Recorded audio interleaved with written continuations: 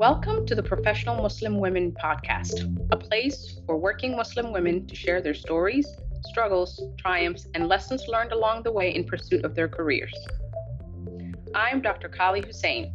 And I'm Dr. Hani Ahmed. And in this podcast, we bring inspirational, trailblazing, successful, and fulfilled professional Muslim women to you. Get ready to be inspired and learn how you can forge your own path as well.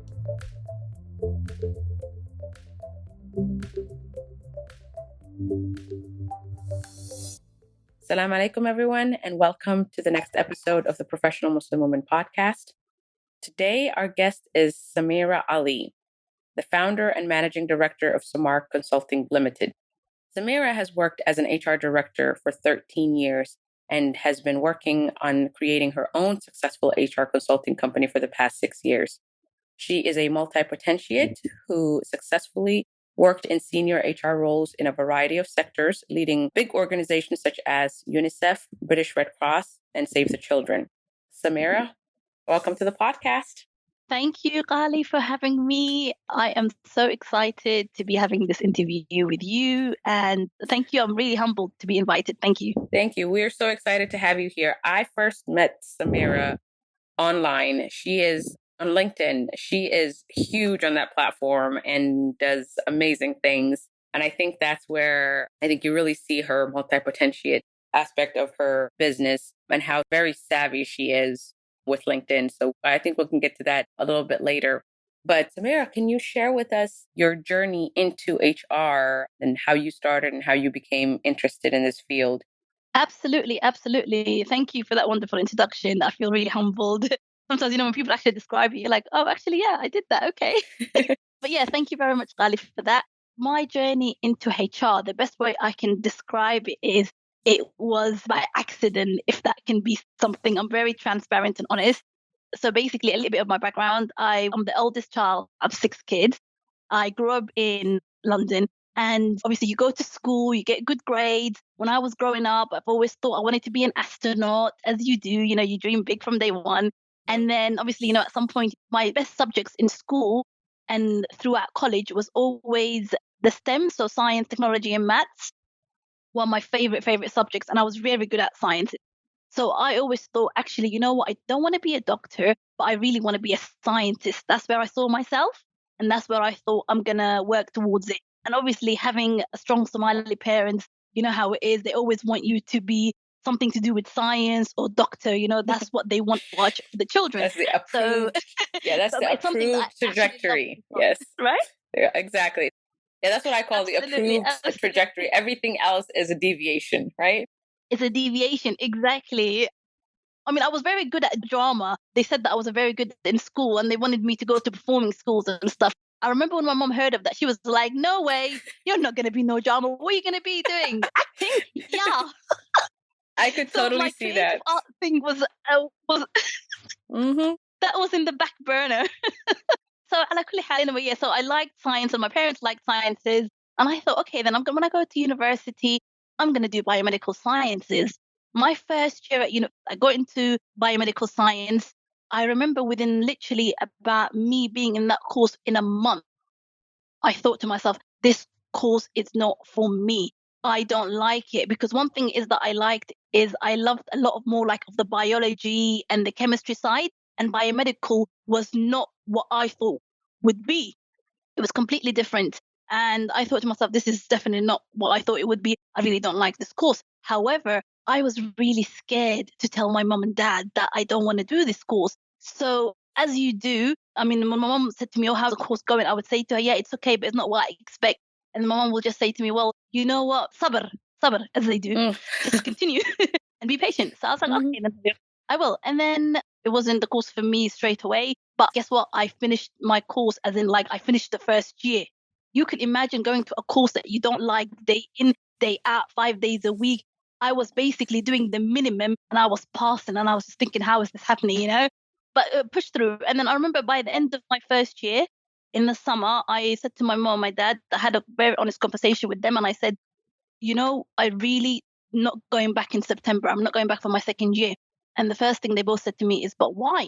We thought you were doing well in the course. And I said, yeah, I'm doing well, but it's not what I want to do. Biomedical science is not for me. And I would like to take some time out. And my mom said to me, well, no, you're not going to take time out. At that time, obviously, she was like, no, you're not going to take time out or whatever. You need to decide what is it that you want to do next and stuff, because I am not going to have a drop out. Wow. I was like, okay. And then I thought, okay, then what is it I really want to study? And I always really loved law. Part of me is one of my favorite shows was Ally McBeal. I absolutely loved that show. And because obviously I love talking and debating and stuff like that, I was like, oh, maybe law, that would be really good for me and stuff. And I loved writing. And I thought, okay, that could be good. And I love solving problems. And I thought, yeah, law, I think I can definitely be a lawyer. And so I said to my mom and my dad, actually, you know what? I've had a couple of weeks to think about it over the summer holiday. And I said that I would like to study law. So I had to make my choice in a couple of weeks about what I wanted to study next. And my thing was, I want to be a lawyer. So I said to them, well, this is what I want to study. I want to study law. And in the UK, we do a course called LLB Honours. So by the end of it, basically, you've done your 3 years law and you just go 1 year law school. So I enrolled into that and my family gave me their true blessings. And yes, so I did my law degree. I graduated and basically then obviously it got to the point where I was doing work experience after work experience after work experience in the city of London.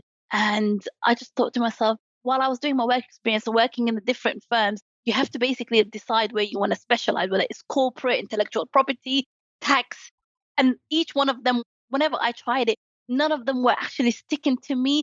My favorite subject was employment law and company law. Those were my two subjects. But a lot of the experiences that I was doing, I was like in the actual law firm, I did not really enjoy it. So I remember I had that summer where I graduated. You know, obviously you go with all these dreams that you're going to be a lawyer. Then you do the work experience and you think, actually, I'm not really so sure now. And you get a moment where you think to yourself, this is weird. Like, and you don't know anyone else who's going through the same thing as you, because a lot of my friends were not really studying law or anything like that. So I felt, oh, okay, I had a moment of crisis where I thought, I really liked law, but however, by me doing this law experiences, it's not what I imagined a lawyer to be. So actually, and then I got back to a point where I was like, okay, what is it that I want to do? So I took time out looking for temporary jobs. So did you actually go into the law school following the LLB, or you took a break before then? No, I took a break before then because once you work experience, obviously, to go to the law school sector, it costs £10,000, right? And obviously, I knew my mom, my dad, with the £10,000, me being the eldest, we didn't have that money straight away. So one thing my mom, my dad said to me is that we were all going to save up and we're going to get into a hag bed as you do. And we're going to get you into law school. I was like, yeah, sure. But obviously that was not going to be overnight. That was going to be within a year. So I had that time basically to do work experiences. So I thought to myself, I'm going to take this time in this year to experiment because I knew the pressure from my family wouldn't be as bad. Because hence my family already had the money. I would have like had to go to the law school. So in a way, I feel like Ilahi worked in miracles.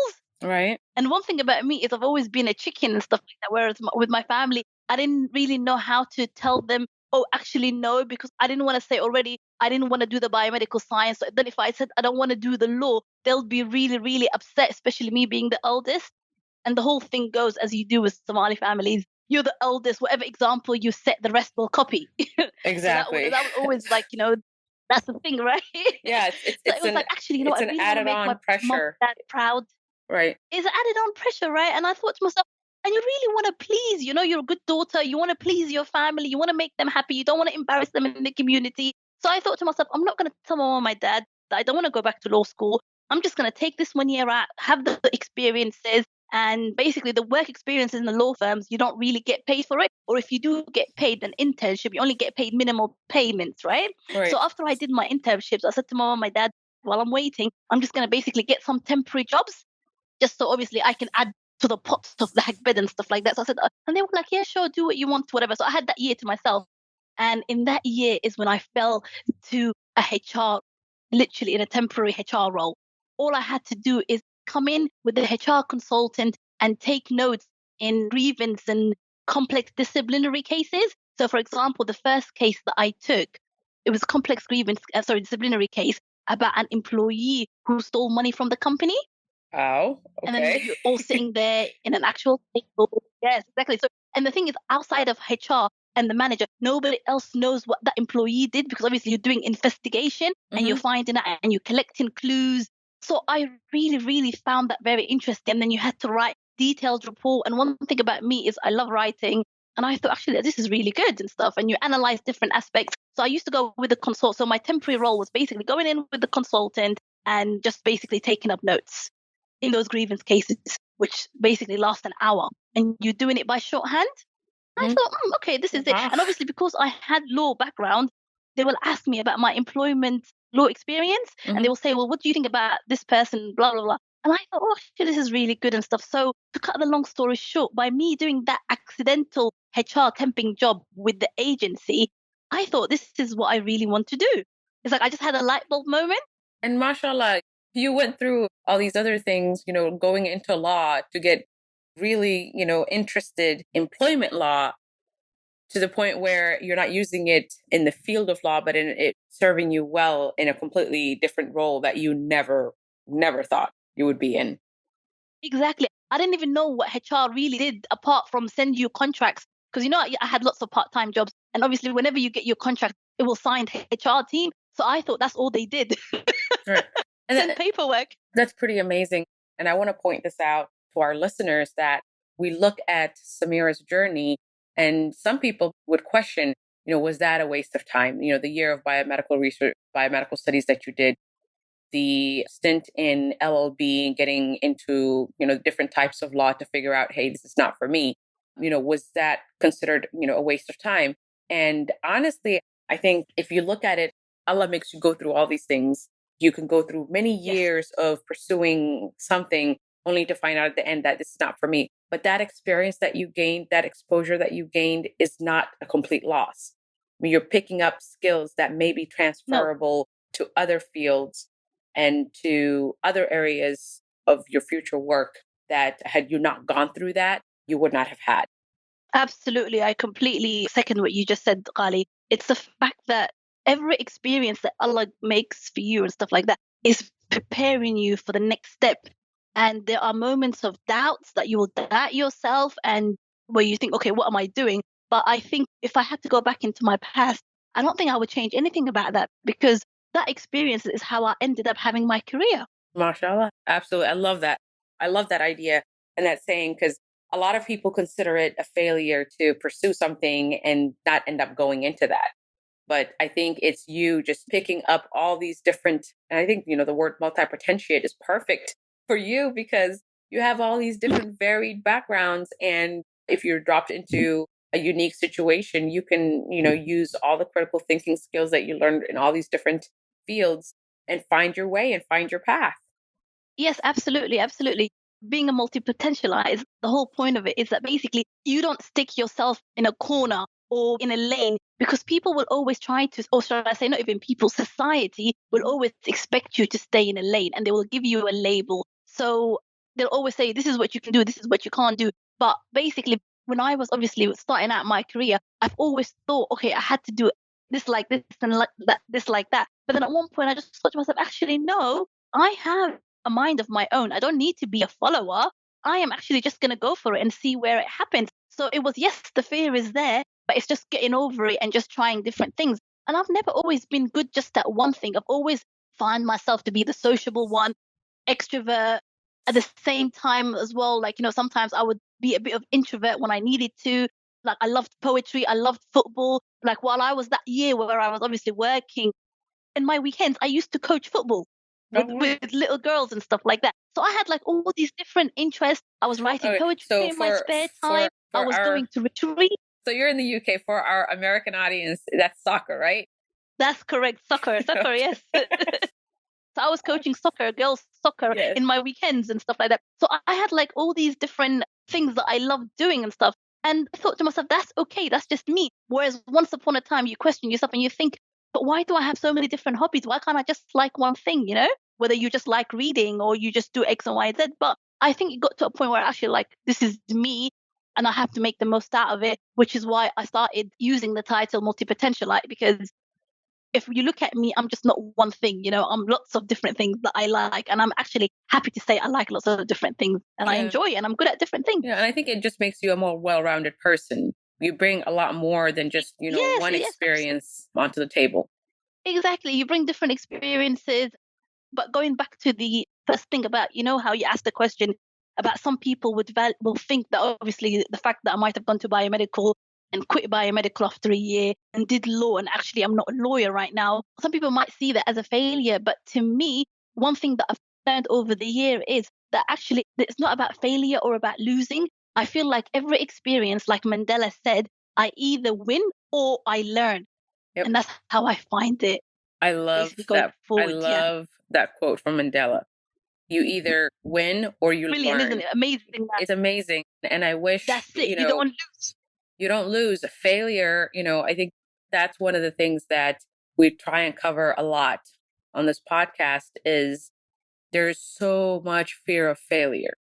There is way too much fear of failure. And I Correct. think we're just not looking at it the right way. Failure is an opportunity to learn and grow.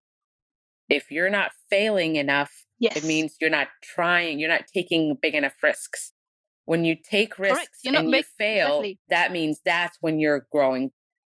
There's a diagram that shows, people who are in their comfort circle versus people who are learning, all the way out is the growth, being in the growth mindset. In order for you to be working Yes. towards that growth mindset, you have to be willing to fail. It is absolutely okay for our younger audience. Yes. I want to stress this. It is absolutely okay to fail. There is nothing wrong with failure. I know, from our parents and how we've always been raised to be perfect and always high achieving. If you fail in a Yes. class and, a certain subject is just not taking, it may not be the right thing for you. There may be another calling. Failure is not. Exactly. Or it means it's not the end. It's not the end. Failure is not an end of your chapter. It's not. That's how I see it. It's not. It's about what you're going to do next and stuff like that. And so what's it called? No, absolutely. I completely agree with failure. It's about what's next. But it takes a while, I think, for some people to acknowledge that because there's always that fear of failure. But if you don't try, you don't get. I always say to my 4-year-old when she tells me, oh, I'm not good at something, mummy, I'm like, oh, it's okay, mummy, not to be good at everything. But I just say to her, well, did you try? Should we just try again? And if you don't like X and Y and Z, then we can do something else. But did you make an effort with this? It's about making an effort to actually, if you make an effort, you'll see a result. And one thing I remember my mentor always said to me was whenever I would moan about stuff, he always said to me, Samira, it's actually, you need to start increasing your efforts and decreasing your excuses. Wow. And I then like I was that. so, oh, okay. Increase your Literally, effort. yeah, increase your efforts, decrease your excuses. I'm going to borrow that. Actually, yes, because absolutely, go ahead. It's perfect. Exactly. I still have it. I've got it on my wall now. Whenever I moan about stuff or I make excuses for myself, I think to myself, increase your effort, Samira, and decrease your excuses. That's Love it. where you need to focus on. Absolutely love it. Talk to us about how you found your first official role as an HR person. Okay, fantastic. Yes. So basically, with my first HR role after me just doing the short stint of the temping at an organization, I started applying for basically one dream of mine is when I set my goals, I've always wanted to work for Save the Children and UNICEF. And those two big organizations, the NGO sector, I've always had my eye on them. And I thought, okay, then I'm going to apply for both of them and I'm going to see where I get and stuff like that. And I really want to work in the HR department because they do so much amazing work for Africa. And, I want to give back. I remember I applied for both. I never heard anything from UNICEF, but I got an interview from Save the Children. And I was really excited. And this is obviously the time before emails where you had to wait for the letter to come to the post. And then I remember just seeing that post with their stamp on it and thinking, oh, okay, oh my God, Save the Children. And then I obviously opened it. But by the way, before I actually got that letter and stuff like that, I was applying for lots of other places as well because the process took a really, really long time and I was getting lots of rejections from lots of other places as well. But in my mind, when I thought about my top 2 organizations, I had UNICEF and Save the Children. And obviously there was lots of, as you call it, like a wide net of places that you get. So in this time within my year stint, I was just getting so many rejection letters one by one by one. And then when you get rejection after rejection, you just feel really awful. And then at one point I thought to myself, should I just take UNICEF and save the children off my goals or whatever? That way I don't have to disappoint myself. But something inside of me just said to me, no, Samira, just be persistent and just keep applying and stuff like that. And alhamdulillah, I got an invite to an interview, which I was already like over the moon for. And by this time, I showed this to my mom to say to her, look, Koya, my experience so and just like, doing the HR temporary role and me not pursuing law anymore hasn't come to an end. Look, I'm getting results. Because obviously my parents are thinking at this point, oh no, Yes. oh no. So I showed her my letter of invite or whatever, and she was over the moon. And she was like, okay, then you go to that interview. So I go, I prepare everything. I go to that interview in the city of London, and I thought I did quite well or whatever. But then 2 days later, I get a letter that said to me, I'm sorry, but basically at this moment of time, you were unsuccessful because we found somebody else with more experience than you did. Ugh. And I thought to myself, this is really disappointing. I mean, I think at that time I had only 3 months of the temporary HR role that I did. And I was thinking, really? Oh, okay. But then I've got a law degree. Really? I mean, why would they reject me? Anyway, so you go from one bit to say how they reject me to feeling really low. And I thought to myself, you know what, whatever. And then I don't know what happened or whatever. 6 months later, I saw the same job advertised. And I thought to myself, actually, let me go and apply. But what I did was in that 6 months, when I saw the new job role advertised to obviously the time I went to the interview, I thought to myself, if I don't have the experience that they're asking me for and it's not enough of it, how can I go and get experience? And I started basically looking into charities that I can do free work for. So literally Monday to Friday, I was working for free in this local charity. And Saturday and Sunday, I was working at the airport in my job. Like, because I had a weekend job that I kept throughout. I thought to myself, if they're asking for experience and I don't have it, what can I do to improve? And at that point, I wasn't even sure if I will even go back to save the children. But I thought, let me just see where I can go with this and stuff. So I started basically volunteering for this other organization 5 days a week. But because you're a volunteer, they don't expect you to do 9 to 5. You can just do a couple of hours here and there. So maybe like I'll go in for 4 hours and I'll help them with like a disciplinary case, or it could be that I help them with the recruitment strategy. What they're offering. So yes, they weren't paying me any money, but it was giving me the experience that I needed on my CV for my last job description, Wow. which is the one that I didn't get. Yeah, I was working on that in my background, and lots of people were saying to me, I mean, Samira, you're qualified, you're a law graduate. Why are you working for free? What are you doing? You still have the same job at Heathrow Airport. What's going on? So did someone advise you to do that, or did you just come up with that on your own? Yeah. How did you get into volunteering for a charity organization? How did I get into volunteering? Yeah. So the way I got into the volunteering charity, so that the way the thought came is because I was still in contact with my mentor, and my mentor, obviously, we always talked about the experience sector, and that's the bit that I said to you when he said to me, "Okay, you didn't get this job, okay, X, Y, and Z, but stop giving it yourself excuses. What can you do to get that experience?" And my mentor, I knew him from my college days, so I knew him since I was 16, 17. He used to basically be one of my science teachers, and we kept in contact throughout the years and stuff like that. And I would just email him. I wouldn't even meet him face to face. I would just email him and tell him where I am. And I will obviously moan to him or whatever. And that's when he would just say, stop making excuses. And what are you going to do? What's your next step? What's your next step? And he would always throw it back at me. Yes, what's your next step? You didn't get the experience. How are you going to get experiences? Have you heard of charities or whatever? So he wouldn't give me answers, but he would kind of point me in the right direction, if anything. That's important. I mean, I asked that because I think it's very important to have a mentor. I don't think we emphasize that enough, or we acknowledge it enough. But, someone that, even if they don't have experience in your particular field, but someone to just challenge you to say, did you think of this? Or, have you look at your situation from a different perspective? I think is very important, and obviously, can contribute a lot to your career. Exactly. So I just think it was important just to have somebody else, because what you have to understand is, again, I was the eldest out of 6 children. I didn't have any cousins who were in the corporate world at all and stuff like that. So I felt a lot of the times lonely, and I didn't know other Somali people that were doing what I wanted to do. So it just felt basically very isolated for me. So it was important that I had Barry in my life, because it was somebody that, again, I'd never saw him, but we would just email and he will just say to me, actually, you know what, like I needed that positivity in my life. And the other positive person in my life was my mum, who always told me, don't ever give up and stuff, and you'll be fine. But obviously, it's important just to have a mentor to point you in the right direction. So he said to me, have you heard of charities? What do you think or whatever? If you don't have no experience, what are you going to do about it? What are you going to do about it? Because the next job that you're not going to get an interview for is going to be the same thing that's going to let you down, is the experience. So what are you going to do? So I said to him, oh, okay, then. And then that's when I actually started approaching local charities. And obviously, local charities are not going to say no to you. They get limited funding. They will welcome you with open arms. And like I said, I would only go in for a couple of hours, help them with maybe like project or two and stuff, go home 4 hours. And weekend was my only form of job that I was doing. And that helped me build my CV. And by off chance, I saw that Save the Children was recruiting again.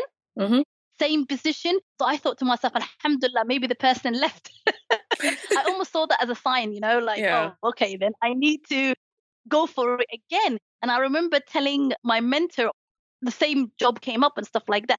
Do you think I should apply? And he said to me, what do you think? He said to me, you probably have the same panel and stuff like that. So he said to me, if you can handle it, go for it. And I thought to myself, at this point, I'm obviously just working part-time. I've got nothing to lose. That's the way I see it. If it means that I have to go and meet the same panel, answer the same questions, I will go for it, because I thought I'll go for it. And I did go for the interview. So the same panel, got asked the same questions. Then when they saw me, they obviously knew that I came for an interview before because they read my application, but they obviously sent me another invite to an interview. So I thought, I'm right in there, because if they didn't like me from the first time, they wouldn't invite me for another interview, right? Exactly. That's how I thought. That's how I saw it. I saw it as I'm 50% there. So I had to basically put my big girl pants on and I went for that interview. I basically went in. But this time, what I did is, there's always a question where they ask you. So the first time when they asked me, oh, tell us about yourself, Samira, sometimes I tend to go off topic and I wasn't really using the STAR module. STAR module is when you talk about the STAR, the situation, task, action, and result. So I was mumbling in my first interview. And that's one of the feedback that I had, was that obviously, apart from the lack of experience, they felt that maybe I didn't answer some of the questions as strongly as I should. So I obviously took that on board as well. So this time when they asked me, tell us about yourself, Samira, I thought to myself, actually, what I did was, I went at home, I actually even prepared a presentation slide about me and what is it that I do. I printed it all out and then I stuck it all into, like, I did basically a presentation, like in an A5 paper, where I said to them, oh, tell us about yourself. And I said, well, I've just prepared this. Is it all right if I show you? And then they all looked at each other and they were like, okay. And I took out this obviously like poster where it had me, like things from me, like, and how I would add value to the organization. And then I put down the visions of the organization. And they were so impressed. Obviously, they didn't say anything, but you can just see the eyes light up, because let's be honest, how many other candidates are going to do that? That is amazing. That's impressive. So can you just illustrate what the STAR method is? Absolutely. So the STAR method was normally used by recruiters to record and give points to the candidate. So one thing in HR is that the best person for the jobs, so basically you could be the best person in the job, but what they say is the person who gets the job is the one who is prepared, because there's a lot of people, they're amazing and they know lots of knowledge, but the problem is you can be the best ever, but if you come to an interview and you can't sell yourself in that 1 hour, you're out.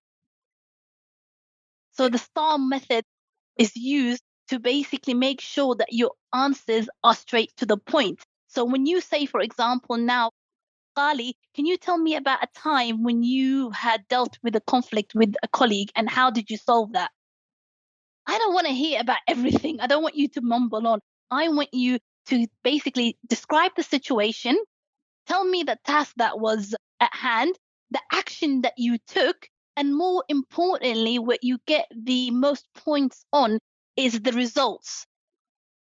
What was the result of the outcome? That's what I want to know. So a lot of people who come to interviews, where they fail in is they don't summarize it and they don't tell you the results. They just mumble on. And unfortunately, when it comes That's what to the STAR module. I like that. And we're going to summarize it in the show notes for our audience to read about and learn about. But I think one of the other things that's also not taught very well is, you go through all this training and all the schooling, and when it comes to interviewing, you're kind of out on your own to figure it out. Nobody teaches you how to interview Correct. and how to sell You figure yourself. You can be the superstar student, you can have excelled at school and in all your exams, but when it comes to getting the job, like you said, it's the person who's prepared and can sell themselves. exactly is the one who practiced. The person who gets the job is the one who does best at interview. And that's a hard lesson that I obviously learned, because I always thought, oh, okay, then this is all my qualifications. Why didn't I get the job and stuff? But yes, it's all about being in preparation. And the other thing is that people don't tell you is, when people are all interviewing for the same job, what are you willing to do that the other candidates are not going to do? How are you going to stand out? Yeah. How are you going to stand out? Yeah, like, are you going to pull out a presentation? The job. Like, are you going to pull out a presentation about yourself like Samira? They didn't ask for a presentation. Exactly. But it's important, again, like, with that presentation, I had that ready, but I did ask and I said, look, well, I did prepare something for 5 minutes. Is it okay if I share it? And if worse comes to worse, and they said to me, no, don't share your presentation, I would have just then gave it to them. I would have had no other choice. But it's always important. I have a rule. If you don't ask, you don't get. You have to ask. Yep. The worst thing they can say is no. Yeah, exactly. What are you willing to do that other candidates don't do? So going back to that story, they were really impressed. And from there on, basically, they were filling out all the answers. And all I see them is them writing like crazy. They were writing through the paper, and I just thought, okay, what are they writing? But I took that as a good sign. And through that, the rest of the questions just flew by and we had a good conversation. So by the time I walked out of the interview, I actually felt a relief, because I just felt like I came out of there feeling like I did the best that I could. Whereas last time when I left the interview, I felt like maybe I could have improved. Whereas this time I thought to myself, whatever happens, I actually think I did a great job. And I just walked out. And then within the same day, when I got home, because it took from my house to central London is about an hour. When I got home in 1 hour, they called me and said to me, we would like you to join the team. Yes. Amazing. So that was how I landed my first job after the rejection. MashaAllah. That's really, really amazing. And I'm really glad you shared that story with us, because, I mean, you did exactly what your mentor said. You decreased your excuses and you increased your efforts, and it definitely paid off. Exactly. It paid off. I mean, it's not overnight, but it did pay off. And alhamdulillah, I just wanted to share that story because I know there's people out there going through rejections. And I just want to say it's not permanent. Rejection is not permanent, Definitely, if you get rejected from your dream job, go for it a second time, third time. Because somebody asked me, if you had got rejected that time, would I have gone back to save the children again a third time? I remember thinking about the answer, and I thought, actually, because I really had that on my goal, I think I would have gone back a third time. Yeah. Just so I can, be like, oh, actually, I think definitely I would have gone back a third time and stuff, because when you get an interview somewhere, it just means you're 50% there. Right. Literally, you're already 50% there. So you only have to impress another 50%. So for me, I don't think I would have changed anything. I would have definitely gone back a third time. If I didn't get it on the third time, then maybe I would have just then moved on. But I think if you really know what you want, you should go for it. And yes, take the feedback and work on yourself. So I just hope that can really help somebody. Yeah. I mean, everybody has a different number. I mean, I remember a fellow physician who applied to medical school 6 times. She got in on the 7th try, and she's an anesthesiologist now. Right. So you never know. I mean, she had a completely different career and, did a whole bunch of other things. But, year after year, she really, really wanted to go into medicine. And on the 7th time was the charm. Some people, it's the 2nd, 3rd, 4th. But for some people, it might be the 7th or the 8th or the 9th or the 10th. You never know. Exactly. You only know how many times you can handle and stuff like that. Absolutely. But I just think one thing that stops people from trying sometimes, I think, is all the fear that happens to them, apart from the fact that they've failure. I think it's the fact that they don't want other people to know that they failed. So they're scared to tell other people that they've actually failed. And basically, this is what happened to them. And the way I see it is, please don't live your life for other people. You just do you. Oh, say that again. They're not paying your bill. Exactly. Yeah, you are not living for other people. You are living for yourself. You have nothing to prove to anybody. Exactly. Oh, No, awesome. you don't. Exactly. Stop trying to improve. Yeah, no. So Okay. yes, that was that. That is absolutely amazing. We're getting close to, we have about 5 minutes or so. I wanted to see if you can talk about your journey into being an entrepreneur and starting your own company, leaving an employed secure position to starting your own business. Absolutely. Okay. Yes. So 6 years ago, I was basically being promoted in the HR ranks, working for lots of different organizations. So when people said to me, for example, oh, you can't move from the NGO sector to the private sector, I was like, actually, I will. I'm not going to stay in my own lanes. What a lot of people do in HR is they stick to the same sector, whereas I was accumulating experiences from the private to the health to the technology companies and the government. So I was basically what you called the niche HR person, where I can go from one industry to another industry. And basically my CV was on point and I was getting a lot of promotions. And it got to the point where I basically became like a HR manager. But what it was is I really wanted to be a HR director. But however, a lot of places, they didn't want to promote me to HR director because they were like, you still need like another 10 more years experience or something like that. So over there, when you look up the HR directors, a lot of them were like people with like 20, 30 years experience and stuff like that. And one thing that I've always believed in is not about how many years experience that you have, but it's about the results. So basically, I was the one advising the directors. So I'm thinking the director's getting the paycheck, but I'm just still getting my HR manager paycheck. I just felt that was really unnecessary. And then I had the idea one day of just literally, I just had the idea one day. I slept and I had a dream that I had my own consulting business. And I woke up in the morning and I started analyzing the dream. I remember thinking, this must be like a sign, and I'm a very spiritual person and I feel like Ilahi gives us signs in life. And I remember thinking, oh, okay, this is something that I could possibly do. I was getting to the point where basically I'm going into the job every day, helping somebody else, getting the company more richer, but I wasn't obviously earning those potentials. But I was also not progressing to that next level because I wasn't getting the HR director role. So I thought, actually, you know what? It's okay. I'm going to give myself a plan. I'm going to start working towards my entrepreneur journey while I'm in my job. So basically, while I was still at my workplace, I was making notes. So obviously, when I had downtime, whereas before I might, I don't know, like do something unnecessary. Now, whenever I had downtime at my workplace, I will basically use it to plan and strategize. And I gave myself basically 3 months, literally just 3 months to quit my job. And when I look back at it, I just think to myself, my God, that was a bold move. When I told basically my work people that I was going to leave and I was going to start my own business, they all thought I was crazy. They were like, oh, how could you be leaving a great job with great benefits? I mean, it was fantastic. And they were like, how could you be leaving this and stuff? And then I was like, well, I want to be my own director and I want to start basically going for my business. So in that 3 months, I was going to networking events.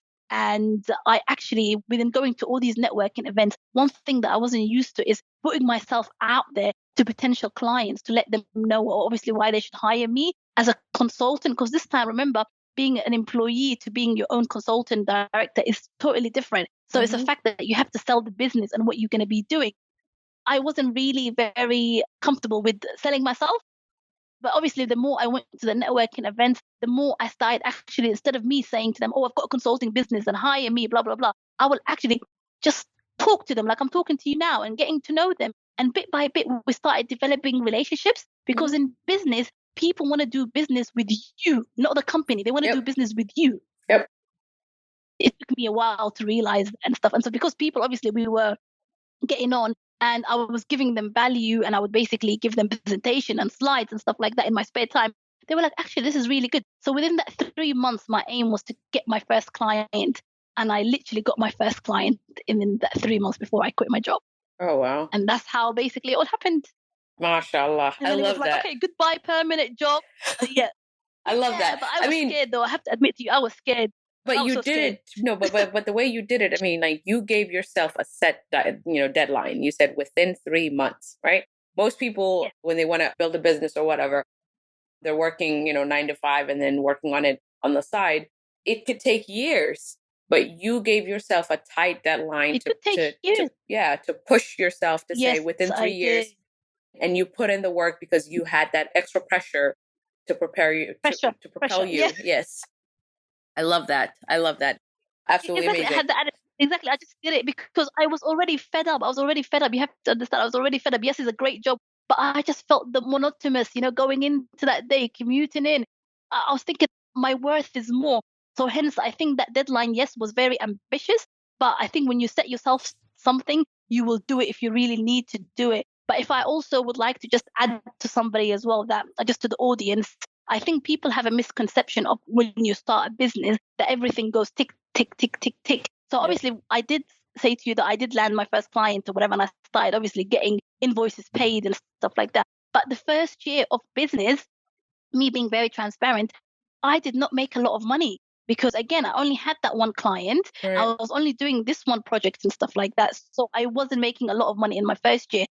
Second year, I was making it even. So when I say making it even, I mean I made the same money that I made in my last job in my second year. Okay, so that took 2 years for me to make the same money as I did in my first job. But it's only when I started doing the third year that I started seeing amazing results and suppressing the income level. It was my third year, and fourth and fifth and sixth year is obviously when it just went up and up and up. But what people don't understand is they think, oh, you quit your job and you're literally in the money. I remember my friends all coming to me saying to me, oh my God, you must be earning so much money or whatever. And I was like, no, it takes time. It's It not about takes money. It's a labor of love. You can't, yeah. The same day that you grow the seed, you don't eat the fruit, do you? It takes time no. for it to grow. It And I just thought, just, yes. So yeah, just take your time and basically you can eat the fruits of your labor and enjoy it. But the problem is with social media now, I don't know if you've noticed this as well, Kali. mhm, Everybody seems to be an entrepreneur and a business owner. Every mhm. Tom, Harry is a business owner or an entrepreneur. Yep. And I just feel like there's a lot of people who are misinterpreting what business is about. Yep. It takes time to grow. And I just want to share, you shared a lot of very important lessons in your journey. Number one, I think your motivation, the fact that you saw your own value and the fact that you were being undervalued in your current position. I think that's a very important thing. No one knows your worth more than yourself. If you know Mm-hmm. how much you're worth and people, are not valuing you, then it is your responsibility to make sure that you are valued. If you're staying in that position Correct. for whatever reason, because of convenience or you have family issues or whatnot, then that is a sacrifice, obviously, that you're willing to take. But if you know that you are worth a lot more, then you have an opportunity to go to, either go someplace where you are valued and you are being paid your worth, or like Samira did, you create your own opportunities. I just love that aspect of your journey and what, we can all learn from it. And the second important Thank you. Yeah. lesson is the fact that, and I love the transparency and the honesty, is, building a business is not an overnight thing. It's not an overnight success. You will, spend time being in the hole and not making any money, but you're building value, you're Mm-hmm. building your business, all different aspects of it. When it comes together, a lot of the problems, I think the statistic, I think is like 80% of small businesses close or shut down within 5 years. I believe here Within the first year. within the first year, Oh, within the first is it year. No, no, no. I think, within first year? Yes, yeah, absolutely. Yeah. yeah. Mm-hmm. So there's a reason for that is because patience, building a business takes patience. And you just have to, put in that work and be able to hopefully sustain and keep going until you get to a point where you can enjoy the fruits of your labor. Absolutely. And as well as obviously, like, you obviously thinking about the business, your own mental well being is important and who you surround yourself. So, obviously, in that time where I was building my business, in my personal journey as well, I obviously, in that time is when I had the growth as well, where I was surrounding myself with positive people who were actually inspiring me and making sure that I go to the next level. Whereas, obviously, before, but it took me a long time to surround myself with these positive people because I used to have obviously, I mean, you call them friends because obviously you grew up with them and stuff like that. But then at some point, when they see that you're doing this entrepreneurial journey, instead of uplifting you and asking how you are, not everyone is supportive when you do that. They're like, Mhm. oh, actually, but why do you bother? Or they'll be like, oh, but like you want people who are cheerleaders, not people that will criticize you. So Yep. it's very one thing I've learned. It's definitely when you start your own business, you learn who your true friends are. The people that are actually, who are there for you, supporting you, and basically just saying to you, you know what, what can we do? Like, what, are they going to like your status? Are they going to share you? Are they just going to ask, are you okay? Because unfortunately, in that time in my business, I fell off with a couple of people as well that were my friends who were not supportive at all. And when I look back at it again, I feel like Ilahi is showing you these people were not meant to be for you. So now the people that I've got in my life is people who are supportive, like-minded, and I've got a lot of friends who are also entrepreneurial and business owners as well. So it's important to be careful who you surround yourself with. That's what I wanted to add. That's awesome. I love that. Yes, know who you surround yourself. Your mental well-being. Very important. Yep. Amazing. All right. This is a little long today, but I think your journey is just absolutely amazing. And I'm glad you're able to share it with us. One last question for you. What would you tell your younger self? What would I tell my younger self? I would tell my younger self is that basically when you think of success as abundance. No one owns success. Just because Hebla has success, it doesn't mean that you can have success. Success cannot be owned, okay? It can be for everybody. It's an abundance. Have that abundance mindset and don't compare yourself. One important thing is comparasitis. Comparasitis is a disease. When you basically start, instead of you watering your own grass, you look at your neighbor's grass, who could be fake, that you're thinking, oh, that grass is greener on the other side. The grass is not always greener on the other side. Focus on yourself, educate yourself, keep learning, it never stops. And more than anything, just always think of abundance. Life is all about abundance and basically pushing yourself. When somebody says no to you, you go move on and you say next. Make your own life what it is. Don't stay in your lane. And when you are at meetings with senior people or businesses or companies, stand up for yourself. Always stand up for yourself. One of the phrases that I love is the one Halima Aden's one, when she said, don't change yourself, but change the game. I completely agree with her and stuff like that, because when I was obviously working throughout my whole career, I've always been in a situation where I have been the only one of color, or I got ridiculous advice of, can we call you Samira? Is it okay if we call you Sam instead of Samira at work and stuff like that? I always said, actually, no, please call me Samira because, that's my name.